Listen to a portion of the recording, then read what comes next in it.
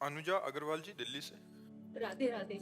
राधे राधे महाराज जी। महाराज जी, भगवत गीता में एक जगह एक श्लोक के अर्थात में लिखा है कि साधन करते हुए भी साधक जहाँ है वहीं सुख भोगने लग जाता है। साधक को विशेष सावधानी रखनी चाहिए और सावधानी पूर्वक सुख लोलुपता से बचना चाहिए। महाराज जी, प्रश्न ये है कि अगर भगवान की भक्ति में और सात्विक कर्म करने में सुख का अनुभव हो रहा है तो क्या ये भगवत प्राप्ति में रुकावट है तथा हमारी सात्विक सुख में आसक्ति हो रही है? साधक अगर साधक सुख नहीं लेगा तो फिर साधने में रुचि नहीं रह जाएगी। आप पहले समझो, साधक अगर भागवतिक सुख नहीं लेगा तो साधना में रुचि खत्म हो जाएगी ना। तो भागवतिक सुख तो लेने के लिए हमें श्लोक दिखाओ, नंबर बताओ, हमें श्लोक तो हम उसका भाव बताएं कि पता नहीं। एक इन्होंने लिखा है सुख संगेन बंदनाति, इतना शब्द लिखा है। इसका अर्थ है भगवत गीता में लिखा है साधन करते हुए साधक जहाँ है वहीं सुख भोगने लग जाता है। साधक साधना का सुख नहीं, जो परमात्म सुख में, जैसे हम नाम जप कर रहे हैं, नाम में जो परमानंद की अनुभूति अगर उसमें डूबा नहीं तो फिर नाम जप का आनंद का मतलब उसकी फिर महत्ता क्या रहेगी? फिर साधन क्यों किया जाता है? साधन किया क्यों जाता है? आनंद के लिए ही तो किया जाता है। हाँ, उतने आनंद में हमें टिकना नहीं है, हमें और आनंद में बढ़ना है, और बढ़ना है, और बढ़ना है। हमें अतृप्ति का अनुभव होना चाहिए। उसमें हमको ये नहीं कि बस इतना ही हो गया, उतना में नहीं रुकना है। संतोष कर लेना साधना में ये बाधा है, भोगों में संतोष कर लेना ये उत्तम बात है। और साधना में संतोष नहीं होना चाहिए, असंतोष बढ़ना चाहिए। मतलब अभी हम 1 घंटे आनंद ले रहे हैं, फिर हम 2 घंटे आनंद, फिर 3 घंटे, फिर हम 24 घंटे भगवदानंद में डूबे, ऐसा बकाया अगर कहे सुख ना ले तो हम ये बात मान ही नहीं सकते कि साधन बिना सुख के कोई आगे बढ़ जाएगा। तपस्वी तपस्या के सुख में निमग्न होता है, जितेंद्रियता के सुख में निमग्न होता है, भगवदानंद के सुख में निमग्न। अगर सुखानुभूति ना हो वैराग्यवान को तो वैराग्य में टिक नहीं सकता।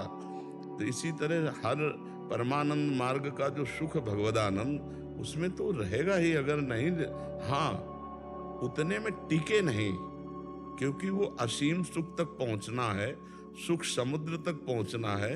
अगर हम बिंदु में टिक गए तो सिंधु तक नहीं पहुंच पाएंगे और हमें विचलता हो जाएगी। फिर जैसे अब हमारे 23 घंटे बकाया हैं, भगवत विमुख जाने वाले हैं, 1 घंटे हम केवल भजन करते हैं, तो हमें इतने में टिकना नहीं है, हमें पूरा समय भगवदानंद में देना है। तो ऐसी भावना तो हम मानते, लेकिन सुख ही ना भोगे तो फिर उसकी रुचि नहीं रह जाएगी साधना में। अब नाम जप कर रहा है, नाम कीर्तन कर रहा है, भगवत कथा श्रवण कर रहा है, भगवत कथा, इसमें अगर डूबेगा नहीं, आनंद नहीं लेगा तो फिर मतलब क्या रह गया? समझ पा रहे हैं आप? जी महाराज जी, लेकिन आपके प्रवचनों में और गीता में शायद मेरे समझने में भूल हो सकती है कि सात्विक सुख भी बंधनकारी हो जाता है। देखो, ये सतोगुण, रजोगुण, तमोगुण ये माया जनित गुण के आनंद है। ये नाम जब कोई सात्विक सुख है क्या? ये त्रिगुणातीत है। भगवान की कथा कोई सात्विक सुख है क्या? भगवान की कथा गुणातीत है। भगवान का नाम, भगवान का रूप, भगवान की लीला, भगवान का धाम, ये गुणातीत है। ये सात्विक सुख सतोगुण, रजोगुण, तमोगुण जनित नहीं है। ये चिदानंद में भगवान का नाम, चिदानंद में भगवान की लीला, चिदानंद में भगवान का रूप, चिदानंद में रूप भगवान का। वो गोस्वामी तुलसीदास जी कहे, चिदानंद में देह तुम्हारी विगत विकार जान अधिकारी। कोई अधिकारी पुरुष जानता है कि त्रिगुण माया से परे आपका चिदानंद में रूप है, तो उनका चिदानंद में नाम है, चिदानंद में गुण है, चिदानंद में धाम है। इसमें हाँ, जो आत्म सुख प्राप्त करने की बात है ज्ञान की, उसमें जो है अगर त्रिगुण जनित कोई सुख में बंधता है तो फिर वो आत्म सुख को नहीं प्राप्त कर पाएगा। पर साधन शब्द जब आता है तो साधन शब्द में हम नाम को भी साधना में लेते हैं, भगवान के रूप, लीला, गुण, धाम, इनको भी साधना में लेते हैं। तो अब ये देखना होगा कि वो साधन किस कोटि का करने वाला है, कहाँ है। अगर वो सतोगुण जनित सुख का आनंद ले रहा है तब तो अभी गुण के अंतर्गत है। अगर नाम का आनंद ले रहा है, रूप का आनंद ले रहा है, तो ये आनंद लेने के लिए ही तो है। प्रभु का अवतार आनंद लेने के लिए ही तो आया हुआ है हमारे लिए। कि उनके लीला चरित्रों का गायन करें, उनके रूप का ध्यान करें, नहीं तो अरूप हैं वो। भगवान अरूप हैं, उनके सब रूप है, उनका कोई भी रूप नहीं है। उनके सब आकार हैं, उनके कोई भी आकार नहीं है। यह भी बात तो समझनी है। तो जहाँ वो बंधने की बात कही गई है, वहाँ केवल त्रिगुण के अंतर्गत की बात है। जैसे भगवान कह रहे हैं, त्रैगुण विषयावेदा निस्त्रैगुण भवार्जुन। ये तीनों गुणों का वेद वर्णन करते हैं, तो इसका मतलब तुम वेदातीत हो जाओ, अर्जुन से कह रहे हैं ना। त्रैगुण विषयावेदा निस्त्रैगुण, तो क्या वेद में वेदांत नहीं है? तो क्या वेदांत त्रिगुण के अंतर्गत है? वेदांत तो त्रिगुणातीत है। ऐसे ही हमको समझना पड़ेगा कि भगवान की वाणी कहाँ तक रोक रही है, कहाँ लगा रही है। वेद का एक भाग जो है वो कर्म कांड में है, तो भगवान उस कर्म कांड में वेद के भाग को त्रिगुण के अंतर्गत मानकर उसे त्याग करने की बात। लेकिन वेदांत जो है ये त्रिगुणातीत है, तो वही वेद अपौरुषेय भगवान की वाणी है, और भगवान ने निषेध कर रहे हैं, तो कितना निषेध कर रहे हैं बात समझनी है। ऐसे ही ये शब्द को है, जो सात्विक सुख में बंधता है वो त्रिगुणातीत सुख को नहीं प्राप्त कर पाता। इसलिए सात्विक सुखों को भी दमन करते हुए वो गुणातीत सुख को जाए। तो जैसे नाम का है, रूप का है, लीला का है, धाम का है, या आत्मस्वरूप का जो सुख है, ये गुणातीत सुख है। अगर साधक इसको नहीं लेगा तो मन निज सुख बिन मन होई की थीरा, मन टिकेगा ही नहीं। महाराज जी, इसमें एक वो था, साधन करते हुए जैसे आपके द्वारा ही सुना है कि कंचन, कामनी और कीर्ति की प्रलोभन आते हैं, अनुकूलताएं आती हैं, तो महाराज जी उसमें भी फसाव है ना महाराज? ये तो सब गुणों के हैं। हम जो आनंद इनमें थोड़ी है। देखो, कंचन में, कामिनी में, कीर्ति में, ये तो माया जनित, इसमें भ्रमात्मक है। ये आनंद थोड़ी है। आनंद तो निज स्वरूप है, और ये जो पर है वो दुख है, पर है वो दुख है, जो निज है, स्वा है, वो सुख है। भगवान आत्मा है हमारी, और ये जो यश कीर्ति हो रही शरीर की हो रही ना, जब शरीर नाशवान तो इसकी कीर्ति भी नाशवान, जब शरीर नाशवान तो इसके भोग भी नाशवान, चाहे कामिनी का भोग हो, चाहे कंचन का भोग हो। जब यही नाशवान है, मूल जिसको मैं माने हुए है, तो इसके द्वारा जितना कुछ रसमना, वो कोई आनंद है? इसे तो दुख योनिया कहा गया है। जो इस शरीर से भोगा जाने वाला सुख है वो दुख योनिया है। तो जो भगवदानंद है वो शरीर सुख थोड़े ही है, वो तो गुणातीत सुख है। इसीलिए हम कहते हैं उस सुख को जब तक अनुभव में नहीं आएगा तब तक मन टिकेगा ही नहीं ना परमार्थ में। साधक को इसी सुख में टिकना चाहिए, अन्य सुखों से हटकर इसी सुख में आना चाहिए। निज सुख बिन मन होई की थीरा। जब निज सुख आत्मानंद का अनुभव होता है, हाँ, अल्प सुख में धैर्य, वही हम जैसे फिर दोहरा रहे हैं कि अगर 1 घंटे अभी भजन का सुख ले रहे तो अभी हमारे पास 23 घंटे बकाया रह गए। अगर इतने में हम तृप्त हो जाएंगे तो 23 घंटे तक कैसे पहुंच पाएंगे? इसलिए हमें अतृप्ति धारण करनी है। ये बात तो मान सकते हैं, लेकिन परमार्थ के सुख में निमग्न रहना ही परमार्थ पति का लक्षण है। नहीं तो वो फिर विषय सुख में चला जाएगा। मन बिना सुख के टिकेगा नहीं। या तो उसे भगवान का सुख दो, नहीं तो भागकर विषय सुख में चला जाएगा, कोई नहीं रोक सकता। बातें कोई बना ले, या तो भगवान के सुख में निमग्न करो, नहीं तो भोगों के सुख में रहेगा, वो निकल नहीं सकता। उसका स्वभाव है सुख भोगना। तो उसको भागवतिक सुख दीजिए, उसको परमार्थिक सुख दीजिए। समझ में आया सके आपको? वैसे अगर ये अध्याय का श्लोक का होता तो पूरा बहुत बढ़िया इसकी चर्चा। ठीक है कि मैं उसका श्लोक का और अध्याय नहीं लिखकर आ पाई हूँ। महाराज जी, जो आपका एक श्लोक था वो मैंने सर्च किया था अभी, उसका अर्थ आता है, हे निष्पाप, उन तीनों गुणों में सद्गुण तो निर्मल होने के कारण प्रकाश करने वाला और विकार, देखो तीनों गुण की बात है ना।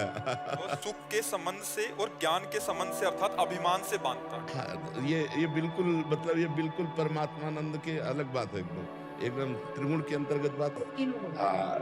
इसी में ऐसा था कि आलस्य में और वैराग्य में अंतर करना मुश्किल हो रहा है इस समय पर, कि सही मायने में वास्तविक वैराग्य हो रहा है भक्ति से, या आलस्य है चीजों, सांसारिक चीजों में जो मेहनत लगती है और उस मेहनत से बचने का एक आलस्य, उसमें नहीं, नहीं, इसमें एक बात है देखने की, हमारी रुचि नहीं है पर हमारा कर्तव्य है उसका पालन करना। एक होता है कि हम सांसारिक क्रियाओं में रुचि रख करके हर्षित होकर करते हैं। एक होता है हम उदासीन होकर के, हमारी रुचि नहीं है पर हमारा कर्तव्य है। अपने कर्तव्य का पालन करने में वैराग्य रुचि का अपहरण कर लेता है।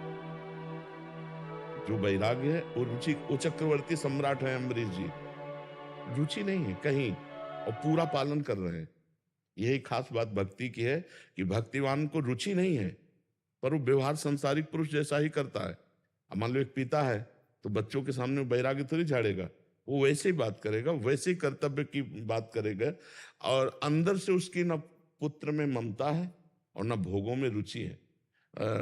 भाई जी श्री हनुमान प्रसाद पोद्दार जी से माता जी ने कहा कि आप तो भगवत प्राप्त हो गए, हमारी गृहस्थी का जो हमें फल मिलना चाहिए वो तो मिला नहीं। तो उन्होंने कहा देखो, भगवत प्राप्त की दृष्टि से दूसरे जो कहते हैं वो हनुमान प्रसाद पोद्दार दूसरे हैं, तुम्हारे हनुमान प्रसाद पोद्दार पति है, सिर्फ पति, तुमको सिर्फ ये देखना है। और इसके बाद सावित्री नाम की कन्या प्रकट हुई। तो महापुरुषों में भी जो भगवत प्राप्त हुए, रुचि नहीं है, कर्तव्य का पालन है। कर्तव्य के पालन में जो एक पिता है या एक पत्नी है या एक राजा है या एक प्रजा, जो भी पद मिला हुआ है, अपने कर्तव्य के पालन में पूर्ण तत्परता है लेकिन रुचि नहीं। रुचि ना होने के कारण उनको कोई बांध नहीं पाता, विषय सेवन भी बांध नहीं पाता। विषय सेवन करते हुए भी वो घोर बैरागी है क्योंकि रुचि नहीं। जैसे जनक जी जैसे तो जनक जी ही है, लेकिन उदाहरण में तो दिया जाता है ना, इतने बड़े राजा हैं, सब वैभव है, सब और सब वैसे ही हो रहा है जैसे एक राजा करते हैं, लेकिन कहीं रुचि नहीं और हो रहा है। यही खास बात होती ज्ञानी महापुरुष में, कोई इच्छा नहीं, खाते हुए पीते हुए भोगते हुए भी वो न खा रहे न पी रहे न भोग रहे। ये बहुत खास बात है। साधक में जब ये चतुरता आ जाएगी तो कहीं फंसेगा नहीं, कहीं कलह नहीं होगी, कहीं अशांति नहीं होगी। अपने कर्तव्य का ठीक वैसे ही पालन करना जैसे एक संसारिक व्यक्ति करता है, लेकिन संसारिक व्यक्ति रुचि के स्वाद के अंतर्गत विषयों का सेवन करता है और वो कर्तव्य पालन के लिए करता है, रुचि नहीं उसकी होती। बिना रुचि के जो क्रियाएं हो रही हैं वो बंधन कारक नहीं। जब रुचि होकर के उसका कर्तृत्व भाव, भोक्तत्व भाव, वही बंधन कारक। अहंकार विमूढ़ आत्मा कर्ता अमिति मन्यते, बस तभी बंधन होता है। तो वैराग्य का लक्षण है कि ये नहीं लक्षण है कि हम सब कुछ छोड़ करके बैठ गए, नहीं नहीं, जो जहां है करता। अब जैसे हम निवृत्ति मार्ग परक है तो हमको भी आना पड़ा समाज में कि नहीं आना पड़ा सेवा में। हमारी रुचि, अगर हम सुबह से उठ 1 बजे 12 बजे जैसे उठे और हम लगातार भजन में, तो वो सुख और ये छोटे छोटे हिस्सों में 2 घंटे सत्संग, इसके ये फिर ये फिर ये फिर ये, अब इसमें हमारा सुख नहीं है, इसमें समाज का सुख है। हमारा सुख जो आत्म सुख है वो किसी साधन से घटने बढ़ने वाला नहीं, उसका अनुभव, और उसके साथ किसी से मित्रता नहीं और किसी से शत्रुता नहीं और सबसे व्यवहार है, लेकिन रुचि किसी से नहीं। सब हमारे भगवत स्वरूप है और रुचि किसी से है नहीं। हमारी रुचि है परमात्मा में। अब वो क्या निर्देश करके करवा रहा है, बस हो रहा है, वह हो रहा है, ऐसे हो। अब ये कल से बंद हो जाए तो हमारा ये थोड़ी होगा कि अब समय कैसे कटे, क्योंकि हमारी रुचि नहीं थी। अब हमारी शरीर में रुचि नहीं, ये कल छूट जाए तो कोई परेशानी नहीं।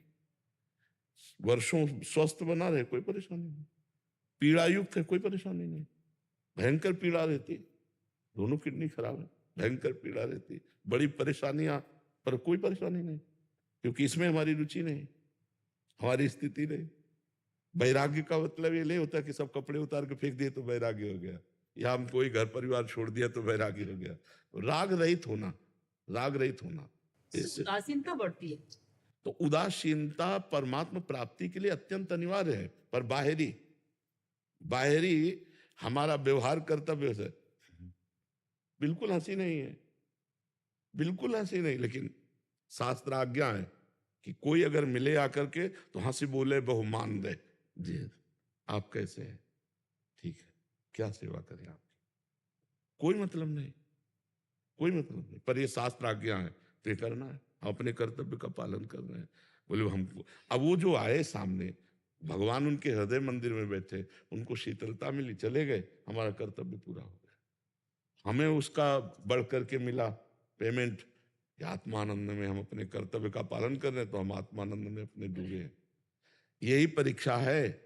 इस शरीर में भीषण कष्ट की स्थिति हो और परिस्थिति विपरीत हो और तुम्हारी स्थिति में कोई अंतर ना हो, तब तो आप वैरागी हो, ज्ञानी हो, ध्यानी।